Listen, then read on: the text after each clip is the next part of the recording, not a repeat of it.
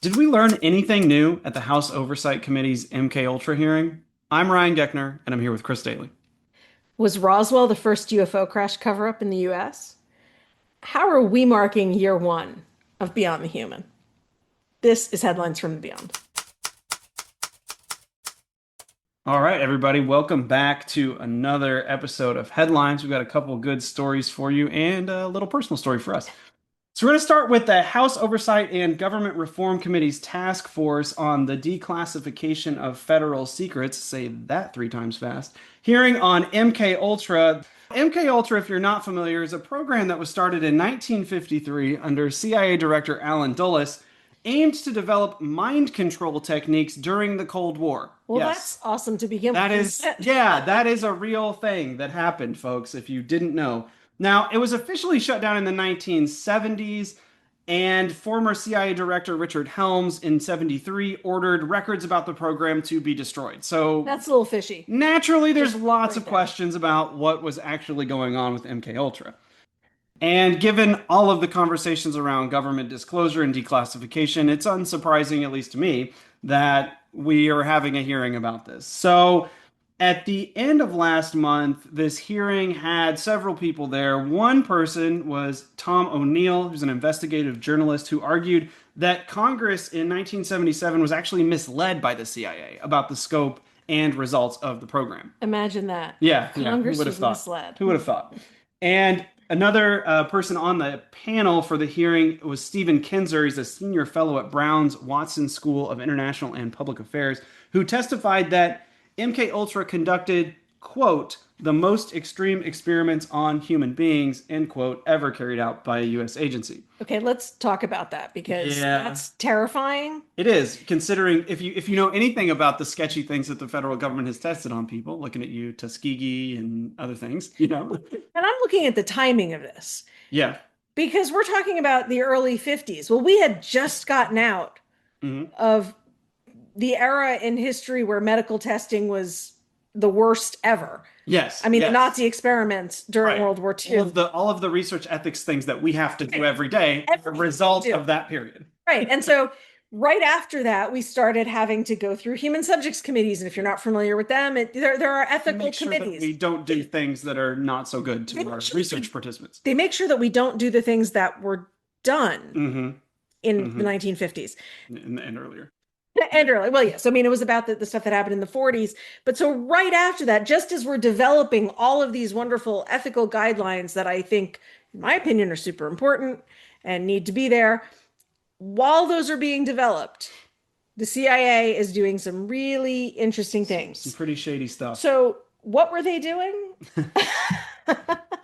Well, Anna Paulina Luna, the chair of the committee holding this, argued that MKUltra was, quote, not a policy failure or an overzealous program that got out of hand, but a deliberate, systematic governmental operation, end quote, in which American citizens, including prisoners, veterans, and hospital patients, and there are some people who argue it was also juveniles in the juvenile detention system. That's A not, whole nother and that's an can of argued worms. statement. We'll make sure to say that. But Yeah. at the same time, like with all these other folks involved, it Right. wouldn't shock me. But they were subjected to LSD, electroshock, hypnosis, sensory deprivation, and psychological torture, all without their knowledge or consent.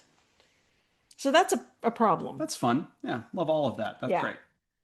Now, this all sounds really not so great, right? And we're hoping, right, that this all is done and the CIA is not doing this anymore. Well, one of the panelists at the hearings, a former CIA officer, Tracy Walder, who stated that she does not believe MK Ultra related research fully ended, citing not only the document destruction but also a history of covert experimentation with the CIA. And that begs the question, what's being done now? Right. And I think about some of the stories that we've talked about in the past. Yeah, I mean, you think about the Havana Syndrome That's stuff, exactly what I was thinking about. and there's question. Well, I mean, there was some recent reporting out about one of those missing scientists, and some question about whether or not maybe one of these energy weapons may have been used on her, and so it's It doesn't look good. No, I no, don't, it I doesn't don't look know. good. I don't know what it looks like, but it certainly doesn't look good. Now, the thing is, if you follow MK Ultra, the history of MK Ultra at all, most of this stuff actually isn't new. And so there is some question about why exactly this hearing is even happening now. Not to mention kind of some weirdness that happened with the panelists and questions about MK Ultra in relationship to COVID and things that Yeah, don't seem to I really didn't necessarily line up. understand why the I COVID don't, stuff was brought up, and I but think a lot of people are wondering that as well. So I don't know. You probably think of Roswell when you hear about secret government UFO crash retrievals and cover-ups, but you might be surprised to know that that may not have actually been the first time it happened on US soil. So, in a recently published book, as recent as this week, Paul Blake Smith details what may be the first crash retrieval in US history, and one that potentially, according to some of his sources, may have even helped jumpstart the Manhattan Project and the race for nuclear power after World War II. So, in this book, The UFO Bombshell After Roswell, Missouri's 1941 Crash and Cover Up, you follow Blake Smith's investigation into this story in Cape Girardeau, Missouri, and he tries to get to the bottom of what actually happened in late April 1941 in southeast Missouri. We will be having the author on an upcoming episode to talk about his book, so if that's interesting to you, stay tuned for that. now we're going to get into something a little more personal for us. Okay, a lot more A personal lot. for us. uh, we've just turned one as a podcast Good. and as a Substack and as everything. Yeah, and if you Turn one. follow any of the, podcasting stuff online, you'll know that there is kind of this phrase that gets thrown around that 90% of podcasts don't survive the first year, so we're not So 90% we're podcasts. excited. We're in the 10%. Yeah. So we thought it'd be great to just talk a little bit about what we've done, Yeah. and point you to our Substack where we go into this in more detail. Hmm. And that is called Field Notes from the Beyond. Yeah, so if you're not following us over there, please do. That's where you get all the long form stuff from us that is more in depth than, say, what we post on all of our social media. So, Yeah. So the first thing we wanted to talk about was anomalies. yes. So you want to Yeah. remind people what anomalies is? Yeah, if you're not familiar with our anomalies study, it's a survey and interview study where we're collecting data about people's beliefs and experiences with the paranormal, and this is with all kinds of paranormal phenomena. So if you are interested in participating, we'd still love to have you in the study. It's still open.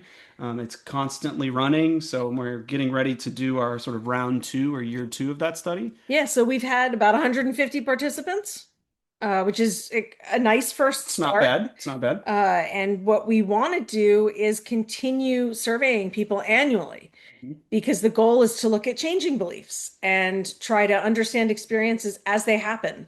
Because, of course, you remember things better the sooner after them you Yep. talk about Or them. you've maybe watched some newly released videos of UAPs and now you have different feelings about ETs. Right. So, and actually, I am really interested to see if this year has changed people's thoughts about UAPs in particular. Yeah, definitely. So, some highlights. So, starting first with the podcast, Yeah. I'm really excited by this fact, but just over a quarter, 26% of our audience is actually international. And I'm excited by that. Hmm. You know, it represents 52 countries. Yeah, it's pretty crazy to think there are 52 countries worth of people listening to our voices around the world. So Right. I that's mean, pretty well. awesome. Hmm. And do you remember what the top countries were outside of the US? The US is the top, but US, Australia, the UK, Mexico, and Canada, I believe. yeah, Yeah. yeah, I think that, Yep. yeah. So, I mean, that's kind of cool. And It is Mexico is cool. not even English Yeah. speaking. Yeah. A So, lot of you know, non-English speaking representation too. So that's pretty sweet. so I mean, people in other parts of the world all do Yes. learn other languages, Yeah. unlike people in the US. Yes, this is true. This is true. Our most popular episode was Exorcism. Hmm. That's exciting for me. That was one of my favorites. My other favorite personally was probably NDEs, the most recent, if you haven't heard it. Go listen to it. Yeah, that I think was my personal favorite, probably because I study NDEs and it's exciting for me to talk about things that I research. What about you? What was your favorite? I think my favorite was probably the xenoanthropology episode. I love how, and I think that episode, better than any other episode in our catalog currently, really captures why approaching the paranormal from an anthropological perspective is not just cool because we're anthropologists, but actually useful as a like way to think about the paranormal. And I think that episode does the best job of that. And so I really, really like the Xenoanth episode. Yeah, yeah, I would agree with you on that. My other favorite wasn't I have a lot of favorites, don't I? Was part of headlines and the way we sort of started headlines. And of course, those of you who listened to that remember I was really excited by Three Eye Atlas. Yes. Um, Yes. How could we forget? so, covering that was really cool for me. And I'd love to see more deep dives like that Mm, on headlines. yep. Now, you may also have noticed, if you follow us anywhere on social media, that we have a little bit of a new look. We decided at a year that we really wanted to take a look at our logo and give it a little bit of a refresh. And we kind of put a little bit more thought into it this time about why we A were. ton of thought. There wasn't really, honestly. We'll be honest with you folks. Beyond the handprint, there was not a lot of thought. And so we wanted to kind of take a minute to really think about what we wanted to have in that logo and the meaning behind it. So if you're interested in understanding a little bit more about that, we highly recommend going and checking out our Substack post on a year of Beyond the Human. Speaking of Substack, we've also had just about a year of field notes from the Beyond. It started on the same day, actually, Did July 1st. I We should started. I should know that. Um, and so we do, if you're familiar, we do several different series within Field Notes from the Beyond. And the most popular of those series was The Haunted World. And that is a series where we take a look at various haunted locations, kind of do a little bit of a deep dive into their history and what types of hauntings are supposedly there, and talk some about what we may have experienced at some of those places. Mhm. And so that was the favorite series. And the absolute most popular post that we did in Substack was a part of that series, and that was on the Sally House. Mhm. And that was also one of our more popular podcast episodes. Yeah. So Yeah. I think we learned something there. Yeah, I Not think just the so. people like the Sally House, but that maybe we're more interesting to listen to when we talk about things we know about. Possibly, possibly. Or not, we know about all the things we're talking about, but things that we have done a lot of hands-on, Yeah. first Yeah. person experience or investigation ourselves. Yeah, Yeah. definitely. We also do a series called the Cryptid Compendium. The most popular post within that was on the Beast of Bodmin Moor, which I'm not sure why that one was so I don't popular, know. but it's about a cat, so that's good for me. Maybe there you go. And then we have another series on there called Investigating the Paranormal, and we did I should say, I did a really deep dive You did. You did an extremely deep dive. into electromagnetic fields, and that was another one of our popular posts. And yes, I have this fascination with all things electrical, and so I really took a deep dive. Hmm, hmm, hmm. Please go take a look at these if you haven't. We'd love to have you over on Substack too. Yeah, and if you've been listening, whether you're a new listener or you've been with us from the very beginning, we just want to say thank you, thank you, thank you for listening. Yeah, Uh, absolutely. this is a lot of work. We won't lie to you. But it's fun too. It's fun and it makes it that much more rewarding to see that other folks are into the things that we're doing. So if you hear a story that you think we should cover over here on Headlines from the Beyond, please send it to us. We're all over the place. Instagram, TikTok, we have an email. Or if you have anything you want us to cover on Field Notes, Yeah, let us anything at know. all. Yeah, if there's anything that you really want to know what our take is, send it to us any way you can. Carrier pigeon, whatever it is that you've got. Thank you again so much for following along as we dive into the stories of the strange and the uncanny. This has been Headlines from the Beyond.